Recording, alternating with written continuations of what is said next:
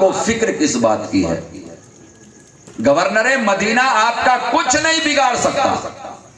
آپ نے فرمایا وہ بات تو حق ہے، لیکن کیا یہ سچ نہیں ہے کہ اگر میں مدینے میں رہا تو وہ بیعت کا مطالبہ کرے گا، میں انکار کروں گا، یہ خبر یزید تک پہنچے گی، وہ لشکر بھیجے گا، مدینے میں قتل و خون ہوگا اور حرمت مدینہ پامال ہوگا، اور نبی کا نواسا اسے کبھی گوارا نہیں کر سکتا کہ مدینے میں خون بہے. وجہ کیا تھی آقا امام حسین کے مدینہ چھوڑنے کی؟ وہ آپ آسانی سے سمجھ سکتے ہیں. آقا امام حسین اگر چاہتے تو مدینے میں رہ کر گورنر مدینہ کا جواب دے سکتے تھے، بات کا جواب بات سے، طاقت کا جواب طاقت سے، تلوار کا جواب تلوار سے دے سکتے تھے. بے شک سبحان اللہ. لیکن جس طرح حضرت عثمان غنی نے یہ گوارا ہی نہیں کیا کہ مدینے میں میری وجہ سے خون بہے، اس لیے آپ نے سارے اہل مدینہ کو روک دیا اور بلوائیوں نے اپنا کھیل کھیلا. یہ تو آل رسول ہیں، فرزند بطول ہیں، دوش مصطفیٰ کے سوار ہیں، اسی نانا کے نواسے ہیں جن کا گنبد خضرا آج بھی چمک رہا ہے. یہ کیسے گوارا کرتے آپ کہ ہماری وجہ سے مدینے میں خون بہے؟ آپ نے اپنے آوان و انصار کو سمجھا دیا کہ اب اس کے علاوہ کوئی مجھے چارہ نظر نہیں آتا کہ میں ترک وطن کروں، میں مدینہ چھوڑ دوں، نہ میں مدینے میں رہوں گا اور نہ ہی مجھ سے مطالبہ ہوگا. آوان و انصار نے، خاندان نے پوچھا کہ آپ کا ارادہ کیا ہے؟ تو آپ نے فرمایا کہ حرم میں جانے کا ارادہ ہے، جہاں نہ تلوار چلے نہ تیر چلے، جس مقام کی عظمت کا حال یہ ہے کہ وہاں جانوروں کو، مچھر کو، پشو کو، کھٹمل کو مارنا جہاں حرمت ہو، حرام ہو، اس جگہ پہ بھلا انسانی خون کیسے بہے گا؟ اس لیے میں وہاں جانا چاہتا ہوں. دوسرے دن کی صبح ہوئی تو گورنر مدینہ نے پھر ایک پروانہ بھیجا، ایک آدمی بھیجا کہ آپ کو گورنر ہاؤس میں بلایا جا رہا ہے. آپ نے فرمایا کہ ابھی تو میں نہیں آ سکتا. شام کو اس نے پھر پروانہ بھیجا. آپ نے فرمایا میں ابھی تو نہیں آ سکتا، صبح جو کچھ ہوگا اسے دیکھا جائے گا. رات ہی میں آپ نے اپنے اہل خاندان کو اکٹھا کیا اور سفر کی تیاری شروع فرما دی. ابتدا آپ نے بارگاہ نبوت میں حاضری سے دی. جانتے ہیں حجاج کرام اور جو لوگ حج پہ نہیں گئے، عشق محبوب کی مستیاں اپنے دل میں لے کے بیٹھے ہیں، وہ جانتے ہیں کہ در مصطفیٰ کی حاضری کیا معنویت رکھتی ہے. آقا امام حسین رضی اللہ تعالیٰ عنہ نانا جان کے روضہ مطہر پر گئے، عاجزی و انکساری سے اپنا عریضہ پیش کیا. اس کو اہل سیر نے، آقا امام حسین پہ لکھنے والوں نے بہت سارے الفاظ کا جامع پہنایا کہ آقا امام حسین نے در نبوت پر پہنچ کر کس انداز سے اپنا عریضہ پیش کیا ہوگا. مختصر یہ ہے کہ آپ نے عریضہ یوں پیش کیا کہ آقا آپ کے کندھے کا سوار آج آپ کے مدینہ کو چھوڑ رہا ہے، اس لیے کہ حالات ایسے پیدا ہو چکے ہیں کہ اگر اب میں نے مدینہ نہیں چھوڑا تو مجھ پہ جبر کیا جائے گا. جبر کی صورت میں تلواریں چلیں گی اور مدینے کی حرمت پامال ہو جائے گی. حضور اجازت دیں، اب آپ کا نواسا آپ کے در دولت کو چھوڑ رہا ہے، جسے چھوڑنا اتنا آسان نہیں تھا آقا حسین کے لیے کہ اپنے نانا کے روضہ مطہر کو آپ چھوڑ دیتے، لیکن مجبوریاں ہیں جس کی وجہ سے آقا امام حسین چلنے کو تیار ہیں. آپ اپنی والدہ محترمہ کے قبر منور پہ گئے، جنت البقیع میں اپنے بھائی کے روضے پہ گئے، آقا امام حسن کے جنت البقیع میں فاتحہ پڑھی، اجازت مانگی، اپنا عریضہ پیش کیا، اپنی ضرورت پیش کی کہ آخر کس وجہ سے آپ کا حسین اس وقت میں مدینہ چھوڑنے پر آمادہ اور تیار ہے. اور رات ہی کی تاریکی میں ان تینوں حاضریوں کے بعد آپ چلنے کے لیے تیار ہوئے. قافلہ رخت سفر باندھ رہا ہے، ادھر چلنا ہے. آپ کے دل میں پھر محبت نے کروٹ لی اور بھاگتے ہوئے نانا جان کے روضے پہ پھر پہنچ گئے.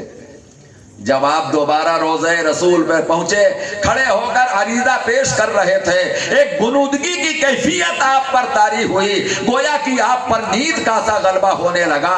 आप वहीं कदमों में बैठ गए। आलम ख्वाब में क्या देखते हैं, और ये अल्लाह ही की तरफ से था, मुहतरम सरकार ही की तरफ से था कि आपकी आंखें बंद हुई और मदीने के ताजदार के रूए अनवर की जियारत हुई। आका अपनी आगोशे मुबारक में आका इमाम हुसैन के सरे अनवर को लिए हुए हैं। आका इमाम हुसैन आका नबी करीम से, अपने नाना जान से मदीने के सरगुजश्त और हालात सुना रहे हैं, और अल्लाह के हबीब फरमा रहे हैं, बेटा सब्र करो, अनकरीब तुम इन तमाम मसाइब से गुजर कर मुझसे मिलने वाले हो। आंखें खोलो, देखो हौज़े कौसर के किनारे तुम्हारे बाबा जान, तुम्हारी वालिदा, तुम्हारे चचा जाफर तैयार, तुम्हारे भाई हसन तुम्हारा इंतजार कर रहे हैं। इन हालात से गुजर कर अनकरीब तुम हमारे पास आने वाले हो और जन्नत की बहारों से लुत्फ अंदोज होने वाले हो। सुभान अल्लाह, सुभान अल्लाह। नारे तकबीर, नारे रिसालत, मसलके आला हजरत, जिक्र शोहदाए करबला, शहीद आजम कॉन्फ्रेंस, नारे तकबीर। बेशक आका इमाम आली मुकाम की नींद खुल जाती है।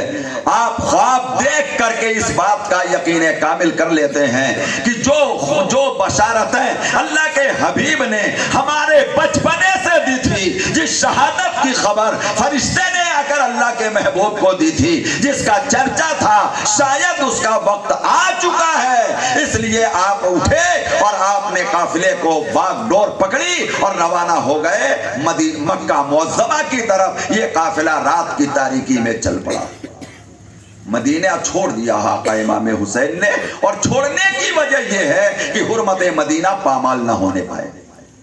अगर मुझे कत्ल किया जाना है तो वो मदीने के बजाय मदीने के बाहर हो, ताकि मेरी वजह से मदीने में खून न बहे, क्योंकि वहां जानिसार बसते हैं, वहां चाहने वाले रहते हैं। आका इमाम हुसैन पर अपनी जानें मार देंगे, लेकिन आका इमाम हुसैन पर आंच नहीं आने देंगे। और यही मोहब्बत के तकाजे हैं कि जिससे मोहब्बत की जाती है उसके नाम पर सब कुछ निछावर कर दिया जाता है।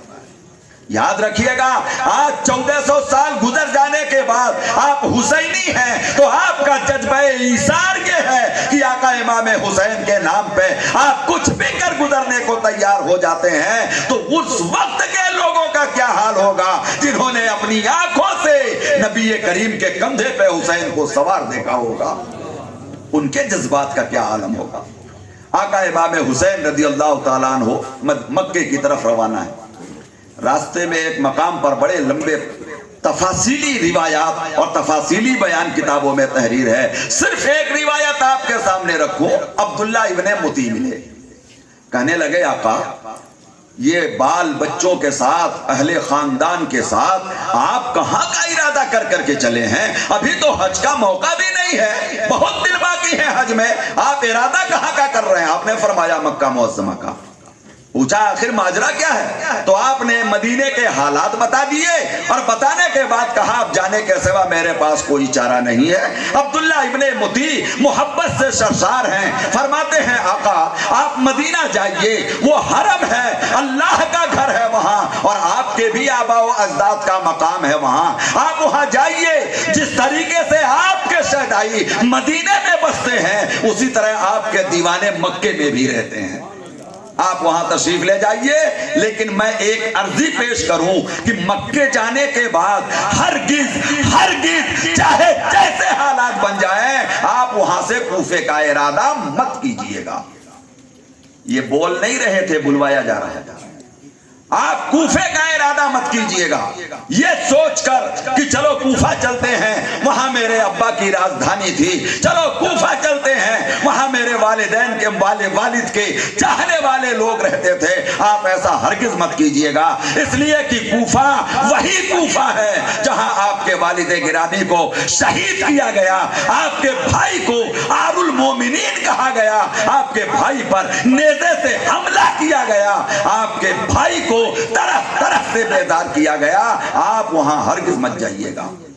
आपने फरमाया कि फिलहाल मेरा इरादा सिर्फ मक्के का है, کہیں اور کا ارادہ میرے دل و دماغ کے کسی حاشیے میں بھی نہیں ہے، اس لیے کوفے کا تو کوئی مسئلہ ہی نہیں ہے، میں تو صرف مکہ جا رہا ہوں۔ آقا امام حسین رضی اللہ تعالیٰ عنہ سفر کی صعوبتوں کو برداشت کرتے ہوئے مکہ معظمہ جلوہ گر ہوئے۔ جب مکے میں آپ تشریف فرما ہوئے اور مکے والوں کو یہ پتا چلا کہ شہزادہ رسول آئے ہیں، ان کی تو عید ہو گئی، شہزادہ رسول آئے ہیں، فرزند بطول آئے ہیں، علی کے لال آئے ہیں، دوش اقدس کے سوار آئے ہیں، جنتی جوانوں کے سردار آئے ہیں، سبحان اللہ سبحان اللہ، ہمارے امام آئے ہیں۔ حال یہ ہوا کہ اب آپ کے پاس میں ہزاروں ہزار کا مجمع صبح سے شام تک شرف نیاز حاصل کرنے کے لیے، دیدار کرنے کے لیے، قدم بوسی کرنے کے لیے، آپ سے فیضان مصطفیٰ حاصل کرنے کے لیے صبح سے شام تک آپ کے پاس یہی ایک مشغلہ رہتا۔ لوگ آتے، شرف نیاز حاصل کرتے اور واپس جاتے۔ انہی میں مکے میں جو بڑے بڑے اکابر صحابہ تھے، جن میں کچھ نام تاریخوں نے ازبر کیے ہیں، حضرت عبداللہ ابن عباس، اللہ کے نبی، حضرت نبی کریم کے چچا، حضرت عباس کے بیٹے، حضرت عباس کے لخت جگر، حضرت عباس سید المفسرین آپ کی بارگاہ میں آ رہے ہیں، حضرت عبداللہ ابن زبیر آپ کی بارگاہ میں آ رہے ہیں، حضرت عبداللہ ابن عمر آپ کی بارگاہ میں آ رہے ہیں، حضرت جابر آپ کی بارگاہ میں آ رہے ہیں۔ ایک صحابہ کی تعداد ہے اور صحابہ کی اولاد تابعین ہیں جو حضرت آقا امام حسین سے شرف نیاز حاصل کرنے کے لیے آتے، مدینے کے حالات سنتے تو ہر ایک کی زبان سے یہی نکلتا، آقا آپ مکہ کو چھوڑ کر کہیں اور مت جائیے گا۔ یہ حرمت والی جگہ ہے، یہ حرمت والی جگہ ہے، یہاں خون نہیں بہایا جاتا، یہاں تلواریں نہیں نکالی جاتی، یہاں تلواروں کو میان میں رکھا جاتا ہے، یہاں تو معمولی سے معمولی جانور کو بھی نہیں مارا جاتا ہے، دشمن پہ بھی تلوار نہیں چلائی جاتی ہے، یہ حرم ہے، آپ یہاں سے باہر مت جائیے گا۔ آقا امام حسین نے کہا فی الحال کوئی ارادہ نہیں ہے۔ ادھر یہ خبر آپ کے سفر کی، چونکہ آپ جانتے ہیں شخصیت جتنی عظیم ہو شہرت بھی اتنی ہی جلدی پہنچتی ہے، شہرت بھی اتنی ہی جلدی پہنچتی ہے۔ یہ خبر مدینہ کوفے بھی پہنچ گئی کہ آقا امام حسین نے بیعت سے انکار کر دیا یزید کے، اور وہ ماں اہل و عیال، ماں خاندان، وہ مدینے سے ہجرت کر کے مکہ تشریف لے آئے۔ جب یہ خبر ان کو لگی تو ایک بات اور آپ اپنے ذہن میں رکھیے گا، چونکہ کوفہ والے، جنہیں اکثر کتابوں میں شیعان علی کہا جاتا ہے، حضرت علی سے محبت کرنے والے علی والے، تو کوفہ والے صفین میں بھی داخل تھے، شریک تھے، حضرت مولا علی رضی اللہ تعالیٰ عنہ سے حضرت امیر معاویہ کی جو گفتگو ہوئی وہ اس کے بھی گواہ تھے، حضرت آقا امام حسن کے ساتھ جو 40,000 کا لشکر تھا جو مقابلے کے لیے گیا تھا حضرت امیر معاویہ کے، اس میں بھی کوفے والے موجود تھے، اور یہ وہی کوفے والے تھے جو کسی بھی طرح نہ حضرت امیر معاویہ کی خلافت کے حامی تھے اور نہ ہی یزید کے لیے کسی طرح وہ تیار ہو سکتے تھے۔ تو انہوں نے امیر معاویہ کے آخری ایام میں پہلے سے ہی خط لکھنے شروع کر دیے تھے مدینے میں کہ آقا حسین آپ تشریف لائے کوفہ، ہم امیر معاویہ کی بیعت توڑیں گے، ہم آپ کی بیعت کریں گے۔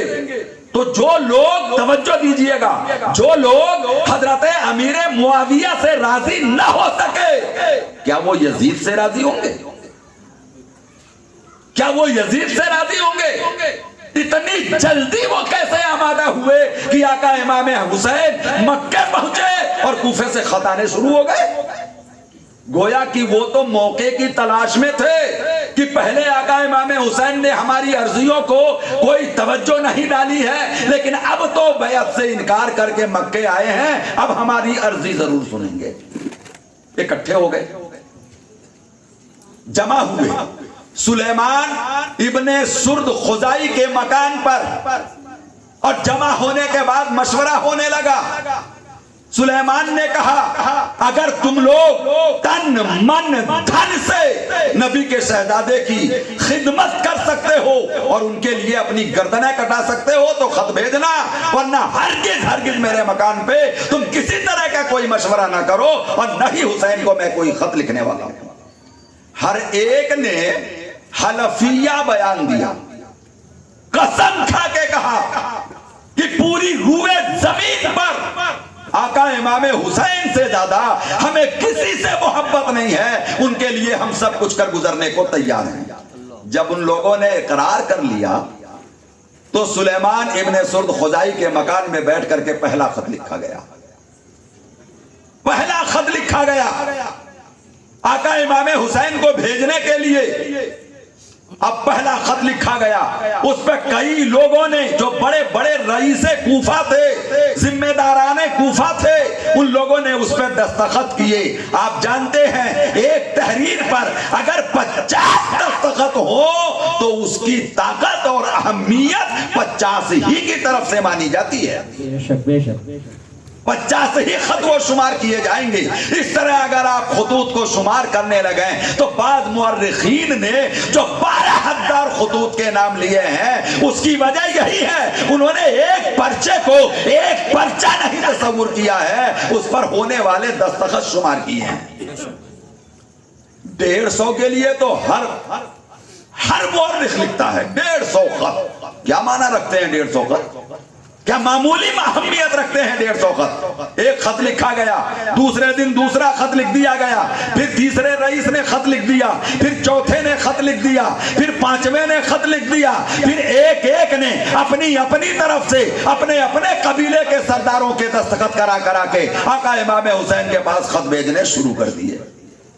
آقا امام حسین اپنے دیوانوں کے جھرمٹ میں مکے میں ہیں۔ ایک خط آیا، 2 خط آیا، 3 خط آیا، 4 خط آیا۔ آپ ذرا دیکھتے جائیے گا کہ مسبب الاسباب جب کوئی سبب بناتا ہے تو اسے کوئی طاقت توڑ نہیں پاتی ہے۔ آقا امام حسین اگر چاہتے تو مدینے میں ہی گورنر مدینہ اور مروان سے 2 لمحوں میں نپٹ سکتے تھے، سفر کرنے کی ضرورت ہی پیش نہیں آتی، اور اگر کچھ ہونا ہوتا تو وہ مدینے میں ہی ہو جاتا۔ اور چونکہ مدینہ اور مدینے کے آس پاس کا پورا علاقہ وہ سارا کا سارا بارگاہ مصطفیٰ سے جڑا ہوا آقا امام حسین کا شہدائی تھا، لیکن مسبب الاسباب سبب بناتا ہے۔ مدینے کی حرمت کا خیال آیا، سفر، مدینے کی حرمت کا خیال آیا، رخت سفر باندھ دیا۔ اب مکے میں پہنچے ہیں، مکہ حرم ہے، مکہ حرم ہے۔ شعبان کی 4 تاریخ کو آپ نے سفر شروع کیا تھا تو شعبان ہی کے آخر تک آپ مکہ معظمہ پہنچ گئے۔ رمضان کا مہینہ گزرا، کیا کیفیت رہی ہوگی مکے میں اس رمضان المبارک کی؟ حجاج کرام جو اس زمانے میں اتنے سالوں کے بعد حرم میں جاتے ہیں، مدینہ میں مکہ میں رمضان المبارک کی ساعتیں گزارتے ہیں، ان کو وہاں کی بہاروں کا اندازہ ہے۔ جس وقت شہزادہ رسول مکے میں رہا ہوگا اور رمضان کی ساعتیں گزر رہی ہوں گی تو کیفیت کا عالم کیا رہا ہوگا، کیا کیفیت رہی ہوگی۔ رمضان گزر گیا، خطوط کا سلسلہ اب چالو ہوا، یہ شوال آیا، شوال کے بعد ذیقعدہ آیا، حج قریب ہونے والا ہے۔ شوال، ذیقعدہ، ذی الحجہ، یہ تینوں مہینے حج کے مہینے کہلاتے ہیں۔ کیا کہلاتے ہیں یہ حج کے مہینے کہلاتے ہیں، یہ ایام حج ہیں۔ یہ اور بات ہے کہ حج خاص تاریخ میں ہی ہوتی ہے، لیکن یہ ماہ حج ہی کہے جاتے ہیں۔ تو دور و دراز سے سفر کرنے والے لوگ دور دور سے چل کے مہینہ، 15 دن، 1 مہینہ، 1.5 مہینہ، 2 مہینہ پہلے ہی حرم میں جمع حرم میں جمع ہونے لگ جاتے. اس زمانے میں یہ پابندیاں نہیں تھیں کہ ویزا 15 دن کا ہے، 50 دن کا ہے، 40 دن کا ہے. نہیں، آنے لگ جاتے کہ حرم شریف میں وقت گزاریں گے، رب کی یاد کریں گے، اپنی پیشانیوں کو حرم کی زمین پر سجدوں سے بسائیں گے، فیضان لوٹیں گے. یہ مقصد لے کر کے وہ نکل جایا کرتے تھے. اب وہ حج کی بھیڑ بھی اکٹھی ہونے لگی دھیرے دھیرے، اور ادھر خطوط آنے شروع ہو گئے. ایک خط آیا، پڑھ کے ڈال دیا. دوسرا خط آیا، بورے میں ڈال دیا. تیسرا خط آیا، بورے میں ڈال دیا. چوتھا، پانچواں، آٹھواں، 10واں خط آتے گئے. آقا امام حسین اسے بورے میں ڈالتے گئے، پڑھتے گئے، ڈالتے گئے. جو آخری خط آیا، اس خط کے جو مضامین تھے انہوں نے آقا امام حسین کے دل کو ہلا دیا، ہلا دیا. مضمون میں ایک شکایت یہ بھی تھی کہ ہم باطل کے مقابلے میں خلافت کے حقدار کو جو سچا ہے آواز دے رہے ہیں. کس کو آواز دے رہے ہیں؟ ایک طرف باطل ہے جو اسلام کو مٹانے پہ تلا ہے، دوسری طرف حق ہے جو اسلام کو بچانے کا دائی ہے، اور ہم اسے آواز دے رہے ہیں کہ آگے بڑھو، ہاتھ بڑھاؤ، ہمیں بیعت کا موقع دو، ضرورت پڑی تو ہم تمہارے پرچم کے نیچے اسلام کی بقا کے لیے اپنی گردنیں کٹا دیں گے. آقا امام حسین نے جو حجت پیش کی صحابہ کے سامنے، فرمایا اب کوئی چارہ کار نہیں ہے، اب حسین کو کربل کا، کوفے کا سفر کرنا ہی پڑے گا. کربل کا نہیں، کوفے کا سفر کرنا ہی پڑے گا. عبداللہ ابن عباس نے دلائل سامنے رکھے، حضور آپ میں چاہیے. ہم ان کے حالات جانتے ہیں. حضرت جابر کہنے لگے سرکار آپ پر میری جانیں قربان، آپ مت جائیے. لیکن یہ خبر کہ آقا امام حسین مکے میں ہیں، یہ خبر بھی یزید تک پہنچ چکی ہے. یہ خبر بھی قاسم